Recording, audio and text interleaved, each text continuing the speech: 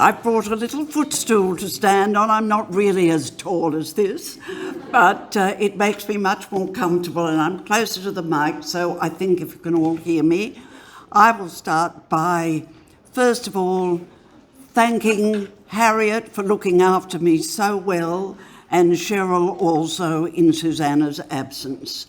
And I actually want to thank all of you. I don't know how many of you might have been here 7 years ago, almost to the day, June 2015, when I gave my first Jane Austen talk. It was called Rereading Jane Austen, and it was at a time when I was just on the brink of trying to decide whether or not I would undertake at quite an advanced age something that had always been an ambition. I had always wanted to do the sort of research that goes into a doctoral dissertation. And in Jane Austen and the enthusiastic reception that we received that day, the very intelligent questions that were asked, I felt that I was onto something that I had the confidence to go on with. So in fact, JASA itself is really the recipient of a lot of my thanks today. But those thanks having been given, I would also like to acknowledge the traditional owners of the land that we meet on today to share this long overdue story of a thesis. As for the story, well, it happened like this.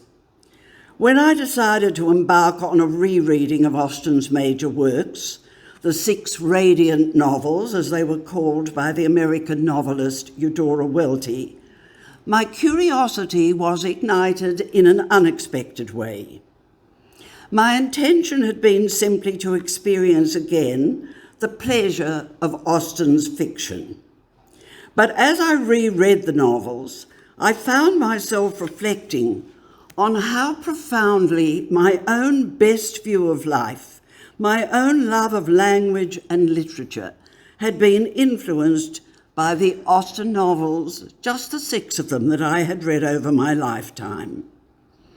And that curiosity was further stirred by an interest that appeared in public discourse and a lot of newspaper articles.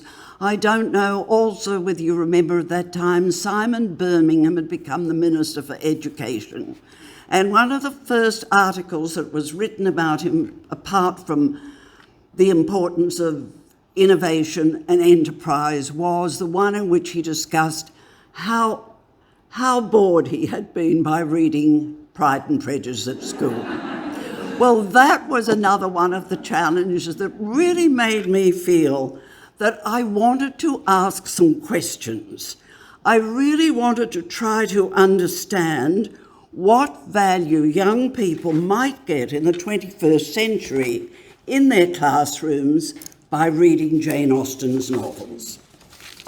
Was it possible, I wondered, for contemporary young readers to derive the sort of pleasure and wisdom from Austen's novels that I felt I had derived from her fictional universe, particularly as they live in a society which is so different from the society in which Jane Austen wrote and the society in which I myself spent my youth. More choices, less certainty, and vastly different technologies, and that's just a start. My rereadings persuaded me that despite the passage of time, such relationships and conflicts are represented so authentically in Austen's fiction that they transcend both place and time. Any doubt I might have had was mediated by my belief that really literature is about life, and that the fundamental concerns of society in normal times have remained the same over my lifetime. Relationships between people at all levels of society and at different stages of intimacy, the relationship between money and morality, and conflicts between self-interest and the needs of others. What I needed to understand, I thought, was how students approach novels like Austen's in their English classes. Especially, I wanted to understand whether the shifting tide of literary and cultural thought that has encouraged the interrogation of texts might inhibit their engagement with Austen's central themes. I also wondered whether my own lived experience of reading Austen's fiction, Pride and Prejudice, Mansfield Park, or Emma, for example, could shed light on how the novels might continue to engage young readers in ways that are both pleasant and practical. My reflections started to take shape. They became more focused, and they gradually developed into a systematic investigation of the potential value of reading Austen's novels in contemporary classrooms. In my talk today, I'm hoping to convey a sense of the process as well as the evolving argument about reading fiction, and also what I believe is the significance of my thesis. And that brings me to my title slide. What is the point, you might be asking, of placing a mortarboard on Jane Austen's head? Well, first of all, Cheryl was clever enough to do it at my request.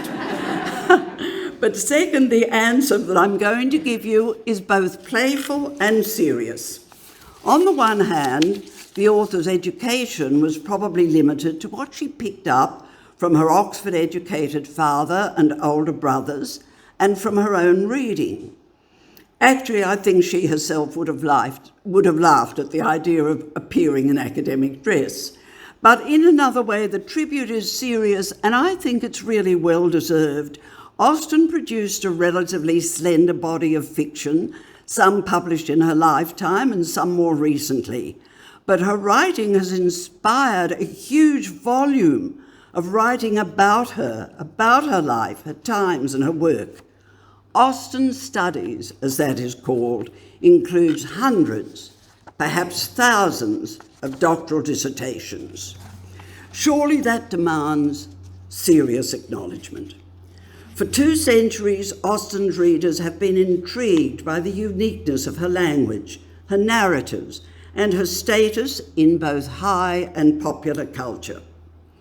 An enduring spirit of curiosity has motivated Austen scholars and readers to undertake research that will, it is always hoped, shed a slightly different light on what makes her a literary legend. So I hope you'll agree with me that if the cap fits, she ought, and that is one of her favourite words, she really ought to wear it, even if it's just for today.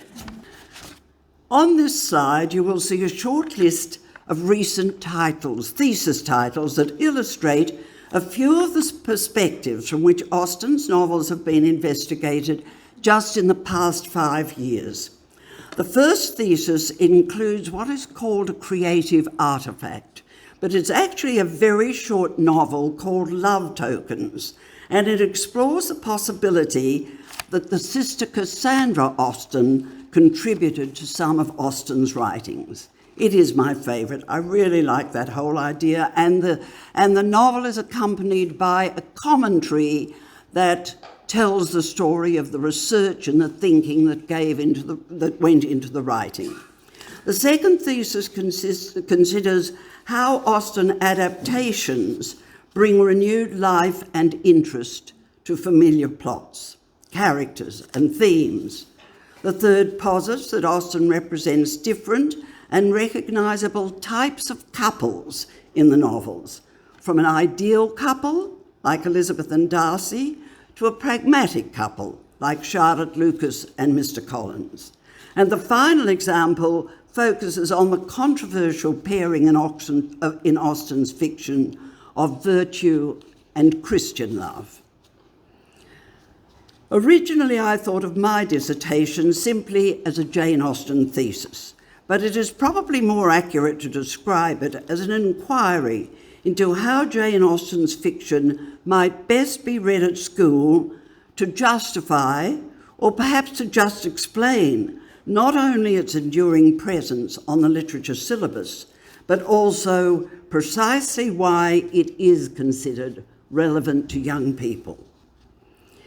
In New South Wales, students have had the option of reading one of Austen's novels ever since the first senior secondary school syllabus was inscribed in 1911. In making my investigation, I had in mind those higher school certificate students in New South Wales schools whose teachers happened to select a novel written by Jane Austen for an HSC syllabus module which is called The Critical Study of Literature. How might or even should they read the novels, I asked myself, to fulfil the curriculum expectation of all content, to develop practical life skills and to be a preparation for adulthood, to fulfil syllabus outcomes that demonstrate that students can perform sophisticated critical analysis. And there's also a wider goal, a wider educational goal. How could they read Jane Austen's novels so that they themselves could experience the joys of reading? These were the questions that I wanted to answer. The thesis proposal I presented in 216 had the provisional title, Reading Jane Austen, Lessons in Empathy. That is because it drew together two areas of interest that had been occupying my thoughts since retiring from classroom teaching. The first stemmed from my desire to understand how we read for pleasure and why, in my own very pleasurable reading life, Jane Austen's novels had influenced so significantly my beliefs, attitudes, and possibly my behaviour. Another motivation was the result of one of those light bulb moments which I had when I was supervising a school intergenerational oral history project. I was struck by how the relationships that developed between students and the people they were interviewing became increasingly empathetic as the project progressed, and how empathy appeared to generate an exceptionally high level of motivation to learn, to research, to create and to produce. It was a small step from this observation to further speculations about how empathy might be harnessed to teaching in the classroom as a way of connecting students with people and ideas as a key to learning in its own right. It was in thinking about empathy that I connected my own experience of reading Jane Austen's novels, again, with the possibilities of how they might be read today. I recall that from the moment I first read Pride and Prejudice at school, my way of thinking about books and reading changed. And at this later time, I grasped that my relationship with Austen, the narrator, was deeply empathetic, something I would not have thought of at the time. That this relationship had been shared by other readers is obvious from the many outpourings of pleasure about Jane Austen herself, although some of them are excessive. The Prime Minister Disraeli, for example, said that he had read Pride and Prejudice 17 times, and Robert Louis Stephens said that every time he read Pride and Prejudice, he wanted to get down on one knee and propose, not to Jane Austen, but to Elizabeth Bennet. So it did strike me that this sort of personal relationship between a book's writer and its readers might be a key to reading enjoyment. I suspected, however, that this aspect of reading is not encouraged by the way students learn to read for examination purposes. Perhaps I thought I could find a better way, and I suppose that really was the beginning. George Pellew's Harvard Prize dissertation, published in 1883, might have been the very first Austen dissertation. Pellew sent his study to Henry James, and the master, as he has been called, sometimes tongue-in-cheek, began his response, as you can see. I found your thin red book on my table when I came in last night. It is interesting as an attempt in scientific criticism of the delightful Jane, though as I read the first page or two, I tremble lest you should overdo the science. How very Henry James that is. Pellew's monograph is possibly the first attempt to sketch the literary tradition in which Austen's novels are located. Henry James, as you can see, was sceptical of the application of scientific criticism to Austen. James's scepticism about the seriousness of Austen's literary accomplishments is a fascinating story in Austen studies, but it is a story for another time.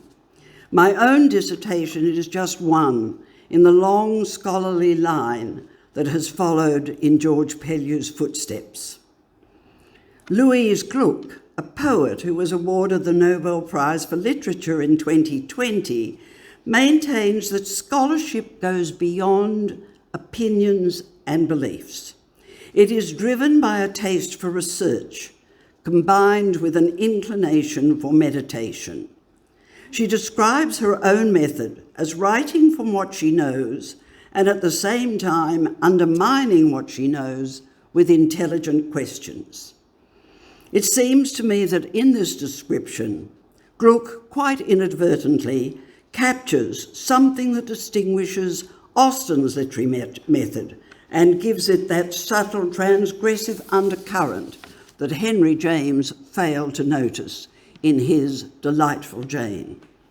Like Gluck, Jane Austen created masterpieces by applying intelligent questions to what she observed in the world around her. And in this respect, I wished to emulate both Gluck and Austen in my own scholarship.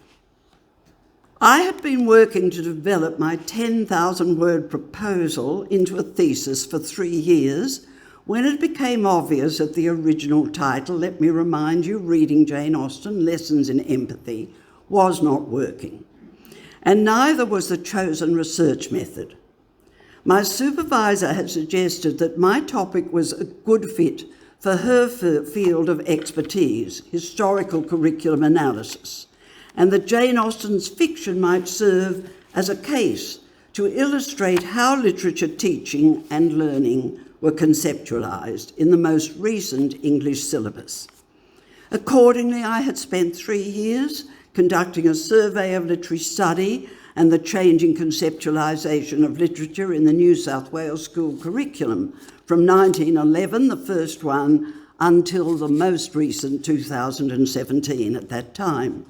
But I was floundering to make the transition from the historical analysis of literary study to Austen's fiction and the role of empathy, which had been preempted in the original title. To cut a long story short, at this stage, my primary supervisor and I parted company. With the support of my auxiliary supervisor, who was an Austen scholar, I transferred departments from education to English and to a new primary supervisor with a humanistic approach to both literature and research. She suggested that I examine and emulate the style of the reading memoir genre in presenting my case. So the title of the thesis changed to the one you see here, Milestones in a Reading Life, Jane Austen and Lessons in Reading, Learning and the Imagination. My replacement supervisor gave me license, indeed she encouraged me, to weave a personal strand about my lived Austen reading experiences through the critical approaches that are mandated in the syllabus module. In developing this pattern, I also developed a way of thinking and writing about Jane Austen's fiction that was a better fit with the way my mind works. It was a more humanities-based reading pedagogy that embraces, rather than gestures, to a type of reading, a theory of reading which is called reading response. This is a method of reading which affirms the role of readers as well as writers in the making of meaning. The focus shifted too. Instead of conducting an analysis of the way literary study is conceptualised in its syllabus, I undertook a contemporary reappraisal of 3 of Austen's novels.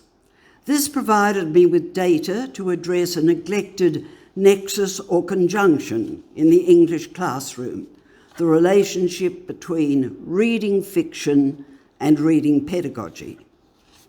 8 months later, the thesis was ready to submit. The curriculum research I had already done was not wasted. It served as an appendix, but now it was a backdrop rather than a framework to the study, and the historical survey became a resource for tracing the nature and trajectory of theories about literature and reading over that period of time. There is, by default, quite a lot of theory about learning, language, literature, and the imagination. In the thesis, I cite and review current research to provide evidence that young people who take pleasure in their reading experiences show enhanced states of well-being and also perform better across the curriculum, even those born into the age of the internet. I explore the theories of the moral philosopher Martha Nussbaum, who argues compellingly that reading literature is useful because it fosters the capabilities, practical and ethical, that we need as participants in a democratic society. And I note in the thesis that these capabilities are congruent with some of those specified in the Australian national curriculum. In my first chapter, I discuss how the pleasure of my personal reading experience was accompanied by a transformation at various stages of my understanding of myself and others and of ideas. These stages are something like the zones of proximal development suggested by the language theorist Les Vygotsky. Each developmental stage brings us to a resting place in our learning. Through language, our thoughts become entwined with our imagination, and we reach a state of readiness to move on to a higher order of conceptualization. Vygotsky, who is very much in fashion in curriculum and English teaching theory at the moment, sets great store on social interaction in this process. But I believe that I arrived at such a place myself when at the age of 7 I journeyed through the language of Lewis Carroll's Wonderland, accompanied by the characters, and gradually came to know and sometimes understand Alice, her eccentric friends, and their weird adventures. I never lost the sensation of pleasure and excitement of that initiation into the realm of imaginative fiction, nor did I lose the feeling that I was on the brink of understanding something that might be even more significant than the words and sentences I was reading, thoughts the like of which I had never before entertained. Just as a thesis requires a theoretical framework, so it must be bounded by a conceptual framework, an idea or set of ideas to which the hypothesis and the developing argument relate. For my conceptual framework, I appropriated Horace, the Latin poet, who, in his celebrated Ars Poetica, describes the sweetness, in Latin dolce, and the usefulness, utile, of poetry. I conceptualise literature accordingly, as a potential source of both pleasure or sweetness and practical wisdom or usefulness. My own reading experience and the experiences recorded in a number of reading memoirs serve the argument of the thesis by illustrating how teaching and delighting can become entwined as we read. The analysis of 3 of Austen's novels, Pride and Prejudice, Mansfield Park, and Emma, makes up the body of the thesis.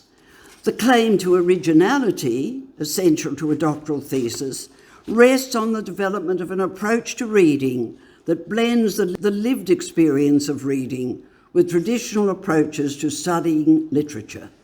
Close and attentive reading of the text, making sense of the relevant critical scholarship, and an account of the literary and cultural discourses that reflect the way fiction, in this case Austen's fiction, has been read and taught over time. This brings me right to the heart of the thesis. From now on, I'll be quoting from my appraisal of the 3 selected novels, starting, of course, with Pride and Prejudice. At all times, I endeavour to follow the example of James Wood, a literary critic who claims that only in the act of what he calls serious noticing can readers discover what is at stake in any given passage, and so ultimately in the work itself. This sort of attention, Wood claims, and I agree, has an ethical dimension related to care and caring. It's an approach to reading, I suggest in the thesis, that offers a template for learning to read and to profit from reading rich, complex, and sometimes perplexing novels at school. Now I'm going to read you a short paragraph very early in my appraisal of Pride and Prejudice in the thesis. It's written in a style that establishes that distinctively personal writing mode. My film-addicted parents had a passion for the film stars Greer Garson and Laurence Olivier.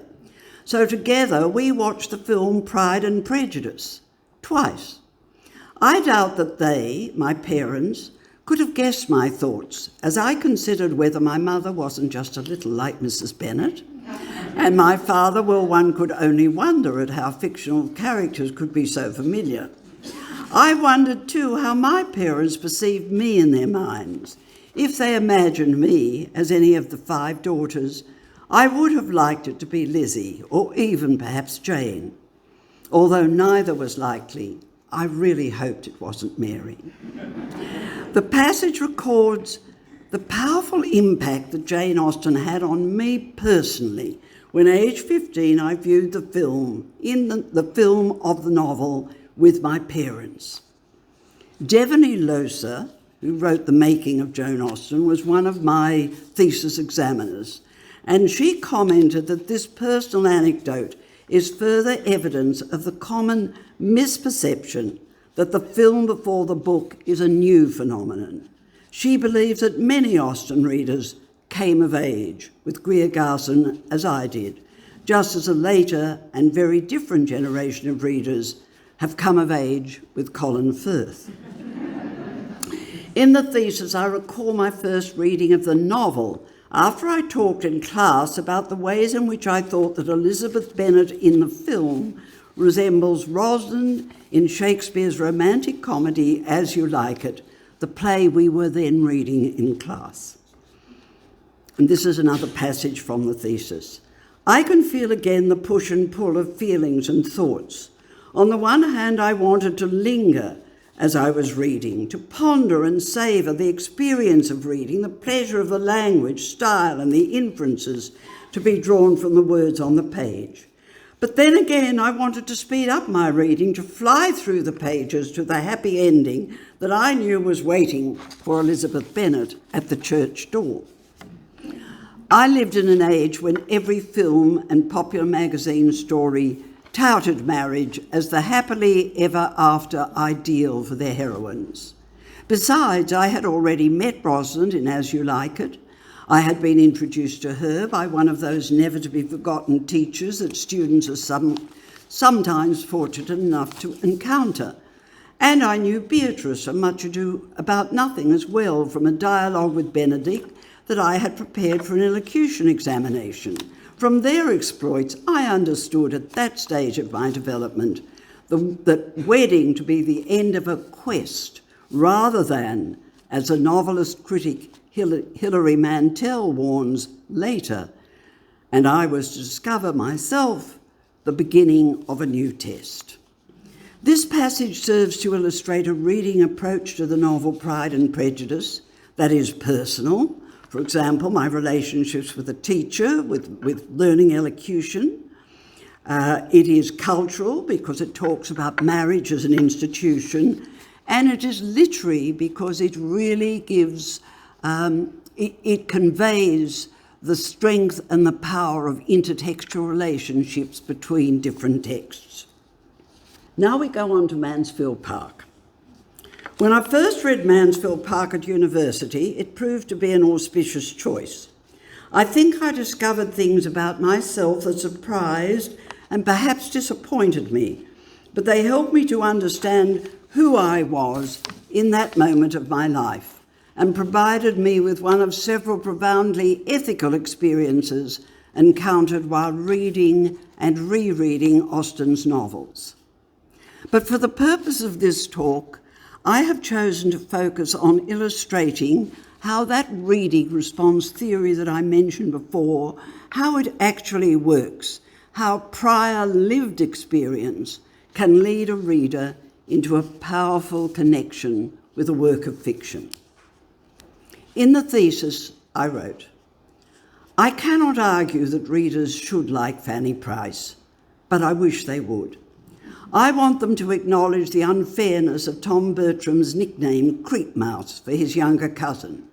I also want them to understand those aspects of her nature with which I connected when I first read about the little girl who performed her long journey in safety from Portsmouth to Mansfield Park. After countless readings, I am still transported by her ordeal to a soft summer's evening on the beach. My parents had taken my brother and me there for a farewell picnic before depositing us in a new temporary home. Quest Haven was the big house nearby where we were to spend the next 6 months while our parents travelled abroad. We played happily near the water. We were country children and the sea was a novelty. My brother pointed out with delight the imprint of crab claws in the damp sand. I had no sense of how our lives were about to change.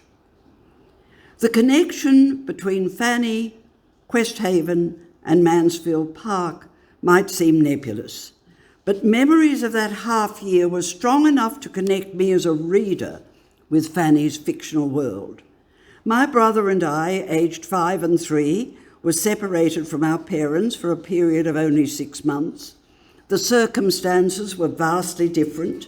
We were well cared for and eventually reunited with our parents.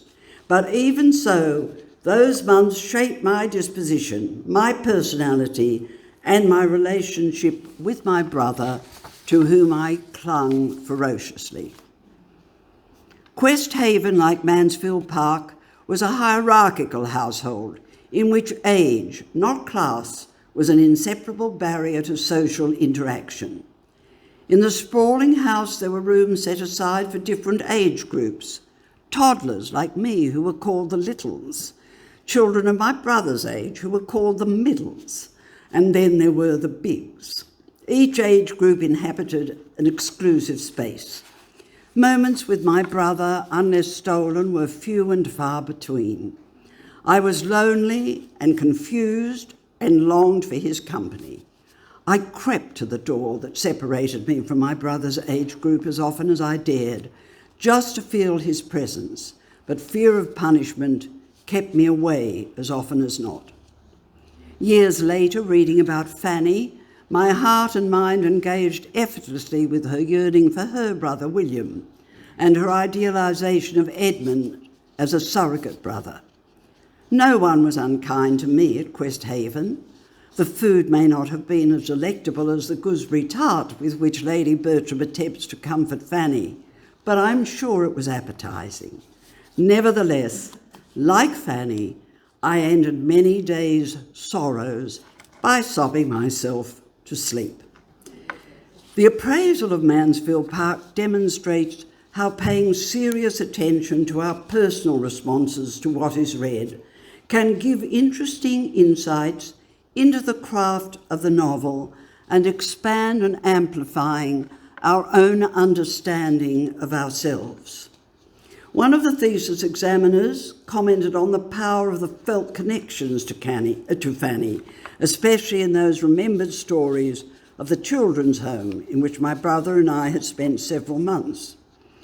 While writing my thesis, I reread and reflected on memories of previous readings of Mansfield Park.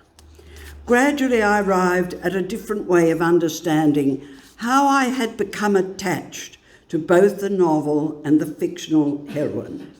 My new insights were clarified and affirmed by the work of the literary scholar Rita Felsky, who uses the concept of attachment to works of art to explain the mysterious way in which readers become hooked to particular texts, or in a broader context, to works of art in general. Felsky, and I don't know how you will feel about this, Felsky describes reading as a messy process in which we draw at will on an archive of memories about previous reading experiences, as well as personal lived experiences, to make sense of the people and circumstances that we encounter in the stories.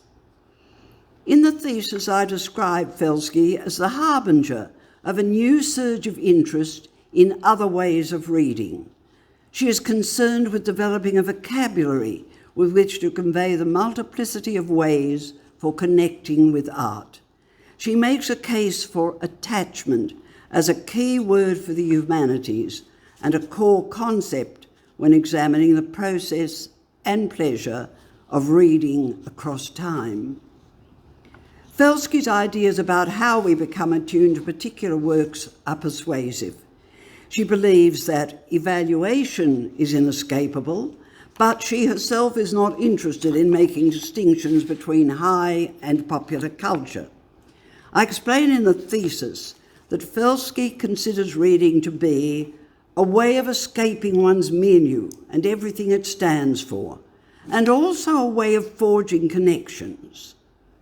"Only connect," exclaims one of the characters in E.M. Forster's novel about human affections and human connections, Howard's End. Felsky's preferred way of reading resonates with Forster's phrase and provides a vocabulary with which to deal with the passions and the affects of reading. My own lived experience of feeling like an abandoned child, however inadvertently this came about, hovers over each rereading encounter with Fanny Price.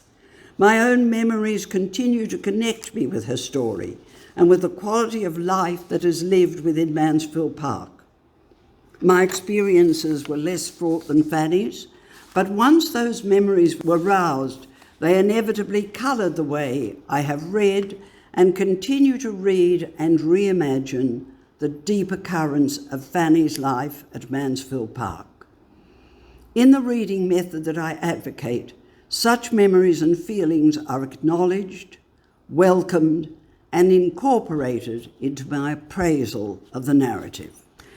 And so to the novel Emma, the book of books that was published in 1816. This collage of screen images of Emma, the heroine whom Austen did not expect to be much liked by her readers, portrays visually the variety of ways in which film adaptations of the novel provide additional and alternative perspectives on the narrative, on the heroine, and on the themes. My personal favourite, and I really shudder to say that because most people don't agree, but my personal favourite was the 1996 film in which the actor Gwyneth Paltrow captured, to my best satisfaction, anyone else? Oh, good. She captures, to my best satisfaction, the underlying vulnerability of the seemingly invincible mistress of Hartfield. So Emma became the final test case in the thesis, illustrating again an approach to reading that is deeply personal, that seriously notices the word on the page as well as the possibilities that lurk between the lines, and that is also respectful of and attentive to the critical reception to the text, as well as to the many contexts of the text. Now, the appraisal of Emma illustrates again the creative nature of reading responses that acknowledge deeply personal aspects of the reading experience. Here, I recall the physical conditions associated with my first reading of the novel, again from the thesis. The copy of Emma that sat alongside my notebook when I attended Thelma Herring's lectures at the University of Sydney in 1949 is the one I continue to read today.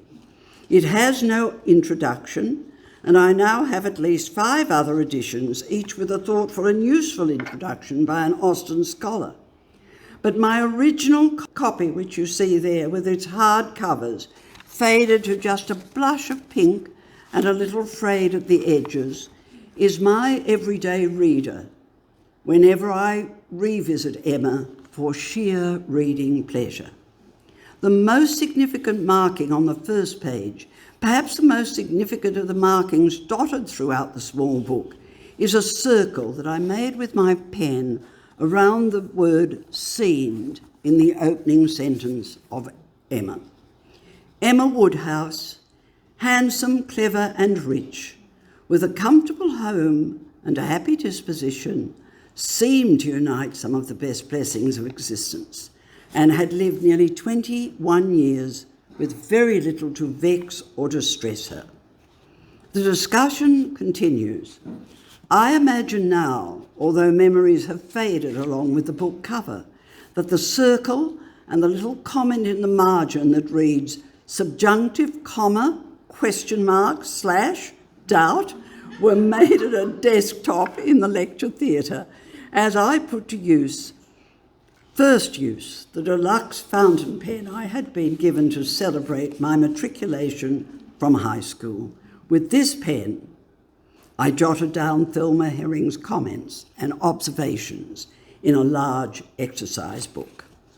I go on to recall how my interest in the idea of verbs in the subjunctive form was aroused by my own mother's pride as an immigrant in knowing the rules of English grammar. She reminded me always to use the subjunctive form of the verb to be after what she called ifing, wishing and doubting. And she had been taught to do that at a school she attended in Jerusalem, established to educate girls, very often poor girls like my mother, to a standard required for admission to Oxford. In the thesis, I elaborate on this idea.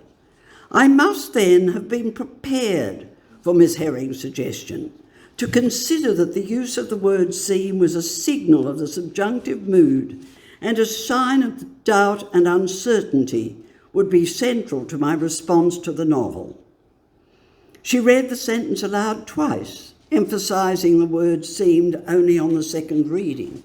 Suddenly the mood changed. The word seems, when highlighted, cast a shadow over the opening proposition and became a catalyst for questioning the reality of Emma's blessings, even a hint that attentive readers might find at the heart of the novel a series of questionable propositions. It seems to Emma that Harriet will be better off married to Mr. Elton, with whom she has nothing in common, than to Mr. Martin, with whom she has already formed a bond. It seems to Emma that Frank Churchill must be in love with her, and it seems to Emma that Jane Fairfax must be in love with Mr. Dixon. It is in this sense that Emma the novel unfolds for the first paragraph as a succession of beautifully integrated episodes, each of which turns out not to be what it first appears, and especially not to be how it appears to Emma. In the following passage from the thesis, I call on personal observations and remembered experiences, and taking serious of note of what is in the narrative, I blend them with the critical record. The subjunctive mood of the novel complements the raising of Emma's consciousness during passages of free direct discourse, a technique for exposing the inner consciousness of characters that Austen brings to perfection in this novel. As I have read the novel over the years, I have reflected on Emma's dawning self-awareness, coupled with the unalloyed pleasure offered by seemingly trivial events like dinners, dances, and parties. The secret lies in the profound insights that emerge almost imperceptibly for the reader from the nature of interactions between human beings in a social setting. That is when I recall the definition of modulation that my elocution teacher entered in my exercise book in her small, neat writing. Modulation, light and shade, the art of varying tone and mood. The blend of light and shade in Emma is perfectly achieved.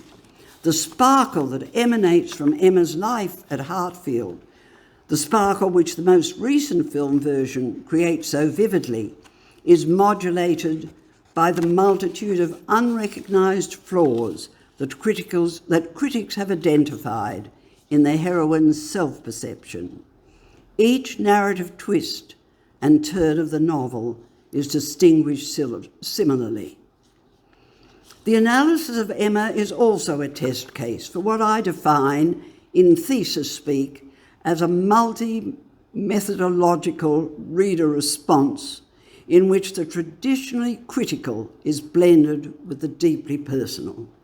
I focus on Emma's relationship with Mr. Knightley and return to the idea of the subjunctive in the following paragraph from the thesis. I noticed too Mr. Knightley's use of the subjunctive when rebuking Emma for her treatment of Miss Bates.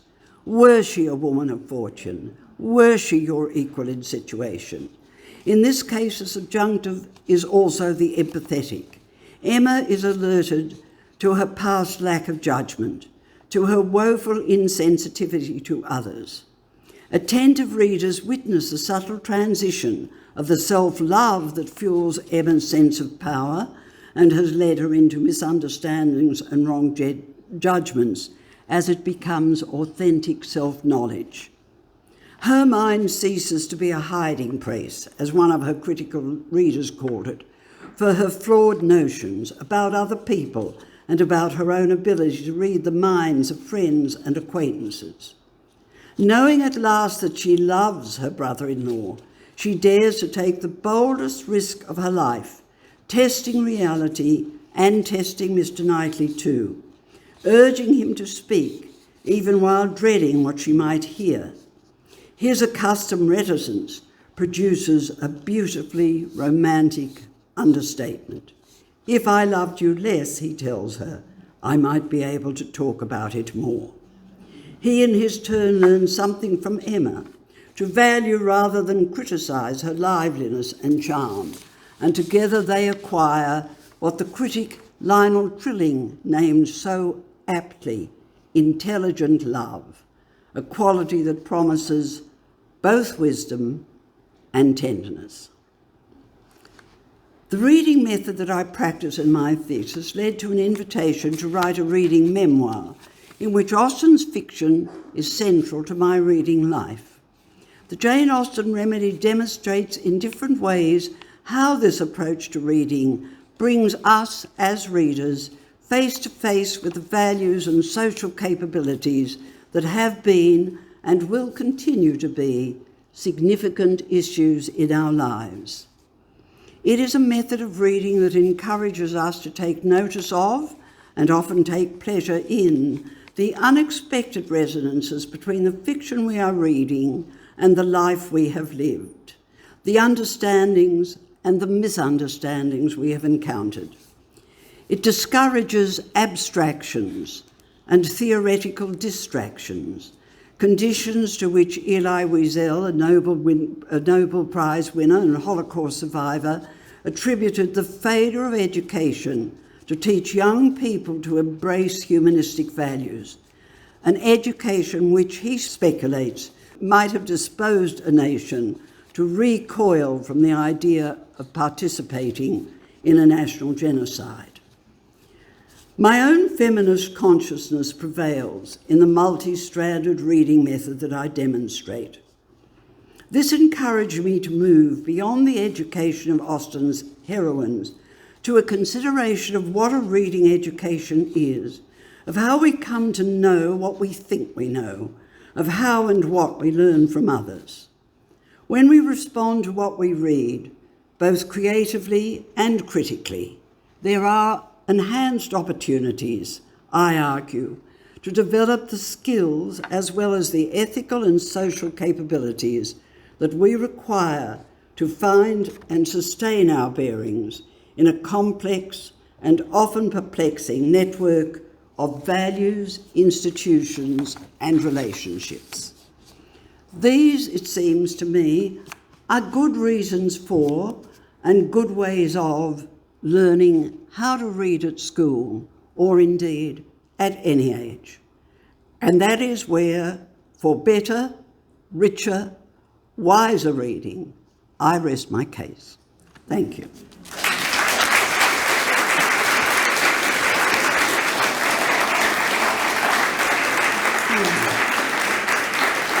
You want to ask any questions?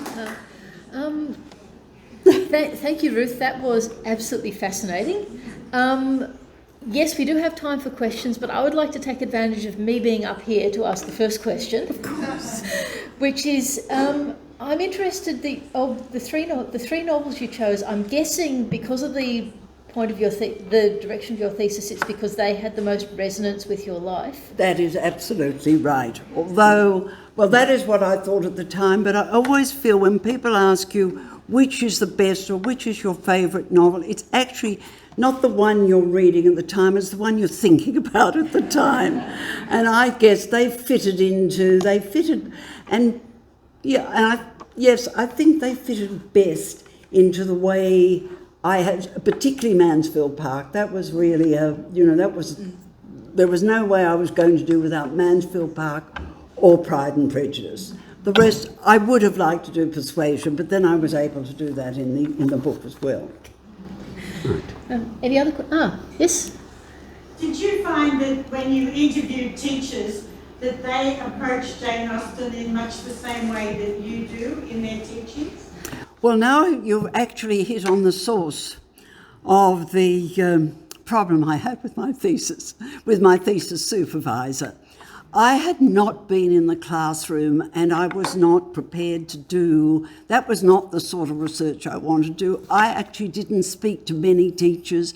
I spoke perhaps casually. I record that in the reading memoir to one who spoke to me, and that really shocked me when I realised that young students were approaching Northanger Abbey primarily in the framework of Gothic literature, and I felt that was another reason I wanted to undertake this. But what I did, if I didn't interview teachers, I knew the outcomes required in the syllabus very well, and they were the outcomes that most teachers, irrespective of the way they love the novels, they read the novels, many of them just like me, that is actually not the way they teach the novels if they are to achieve the syllabus outcomes. And, I mean, that was one of the reasons I wanted to do the research. Any other questions? Sorry, yes. To repeat the question, for teachers to teach in the way you're advocating, how would they evaluate students' answers for marking? What I would advocate is really very much what I have done in my own reading memoir. Write as you are reading, and a constant ongoing journaling of what you're reading, the research you're doing, so that your reading and your writing become almost complementary. And I think that in that way, writing is another way of discovering yourself, I feel, if you're allowed to think about yourself. I think the biggest challenge for teachers using this method would be to ensure that with all the emphasis on the role of the reader in making reading, they still have to respect the text that is on the page. And I think that, I haven't done it, but I think it could be done. Yes. Just to repeat the question, summarised, as you were doing your research, how did your past experience as a teacher make you reflect on what you were researching? Is that an adequate summary? I think that what it made me realise was we were much freer to take that personal, what is the pleasure about, where does the pleasure come from, that sort of the emphasis on the pleasure. What we did not do, and I think it is still quite possible to do, is to introduce students particularly at that year 11 and 12 stage, to more literary ideas, more ideas about where literature stands in the public discourse. I think they are ready for that. And what I've tried to do in the way I've written is weave those together to show how it could be done. But I have not been inside a classroom for many years, so I really don't know. Any other questions? Yes, one up the back. Okay. Well, that wasn't a question, and I really hope Cheryl managed to catch some of it, but I will try to summarise the brief points, which were, from the point of view of a teacher, it's a delicate balance to prepare students to achieve best results in their final examination with engendering pleasure and enjoyment in the text and a love of reading, but she believes that if they do have that love of reading, love of literature, engagement with the text, that then can feed back into their final exam results. Quite agree. Okay. Over there. This question was, have there been any other authors aside from Jane Austen who have been continuously on the HSC list since 1911? Only Shakespeare. Yeah, only Shakespeare. In the New South Wales list, yes. Yes. The question was, in this day and age, could Austen be introduced to high school students earlier than years 11 and 12, drawing on your experience of exposure through the movie at 15? I think they often are, and very well done. I've read some research and an account of a classroom project in which a teacher introduced her students to Pride and Prejudice, and they actually used social media as a way, and they ended up in actually adopting the language itself. I think if they were introduced, as they used to be when I was even in years 8 or 9, mainly for the story and the characters, not the more sophisticated literary aspect, it would make a lovely grounding for a deeper study later on. Oh, yes. I think we better make this the last one. The question was, starting at that young age, how often should we reread Jane Austen? I think monthly, well, certainly annually, but... Well, I have to tell you, as a child, I just remember, I always say there are readers and rereaders. Readers, when they're quite small, their parents read to them and they come to the end of the book, they say, more, another one. But rereaders say, start again, read it again. I remember when I finished Alice in Wonderland, was tipping it over the other way and starting again. I really think it's never... I mean, to me, any book that's worth reading once is worth rereading. So I just think, I mean, children do read the same books over and over again, don't they? And I mean, part of it's the repetition and part of it is the fresh perspective. And I think both of those can be balanced. Can I just add to that, and I'm sorry to be preempting you, but in your spirit of resonance, I'd just like to share a story of my mother's, which is she frequently now rereads books like Jane Austen backwards, in that she'll pull it off the shelf to check for something, find the bit she was looking for, read on to the end, and then go back to the beginning and read up to where she was. Inexhaustible possibilities. Again, in case the microphone didn't pick it up, Susanna Fullerton said she read it when she was 10 with her mother, and that started off her lifelong love of Jane Austen. And I think with that, I'd like to call Cheryl to come and thank Ruth for talking with us. Ruth, wasn't that interesting? The lady over here preempted something I wanted to mention, is that I've heard you speak about the value of rereading and the importance you get from a lifetime of rereading and relearning, and you have just loved Jane Austen forever, and it shows through in your deep knowledge and your enthusiasm for the rereading and the teaching of it. I first met you 7 years ago. I remember so well when Susanna introduced us. I was asked to go and visit a lady called Ruth who needed a little bit of a support for some mature age study she was doing. And technology. Yes, I'm a computer teacher, and she just wanted a little bit of support on being able to present her PowerPoint and your work confidently. And look at where this has got you. So I want to say thank you, Ruth. And it's been a very interesting talk today, and congratulations from all of us here and from me. Thank you very much. Thank you. Thank you.